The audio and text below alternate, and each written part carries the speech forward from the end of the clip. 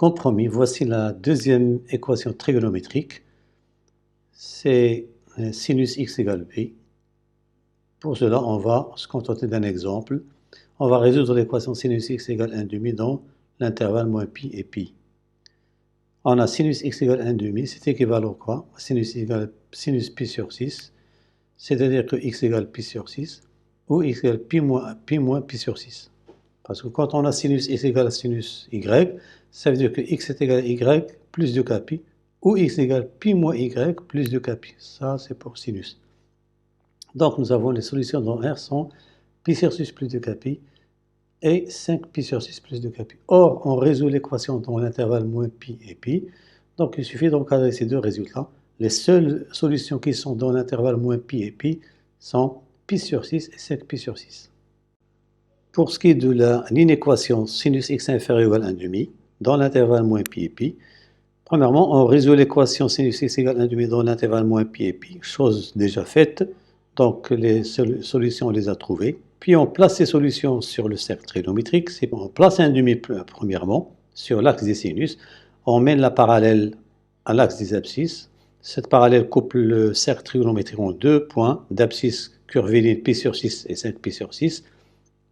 Il y a les solutions trouvées auparavant. Et puis, qu'est-ce qu'on fait? On assure l'arc ou bien les arcs qui contiennent tous les points dont les abscisses curvilignes vérifient cette inégalité. Alors, pour cela, j'ai assuré, donc nous voulons que le sinus soit inférieur ou égal à 1 demi. Donc, tout cet intervalle-là, c'est moins 1 demi fermé, parce que nous avons ici l'inégalité large. Et je vais prendre les arcs qui correspondent. Nous avons ici, je vais projeter cet intervalle-là sur le cercle trigonométrique. On trouve cet arc-là. Or, il se trouve que cet arc contient des abscisses curvilignes positives et négatives.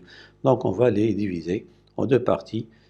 Celui qui contient les valeurs positives, donc c'est 5 pi sur 6 jusqu'à pi. Et puis, on peut dire 0 pi sur 6, mais on va prendre de moins pi jusqu'à pi sur 6. Cet arc, on a le droit de le prendre parce que c'est toujours dans le sens positif. C'est bien un intervalle. Donc finalement, les solutions de l'inéquation sinus x inférieur à 1 demi sont moins pi jusqu'à pi sur 6, ils sont tous ici, et de 5 pi sur 6 à pi. Bon voilà, c'est terminé pour cet exercice. J'espère vous retrouver pour un nouvel exercice. La prochaine fois, on parlera de l'équation tangente x égale c, une équation tangente x inférieure à c ou bien supérieure à c.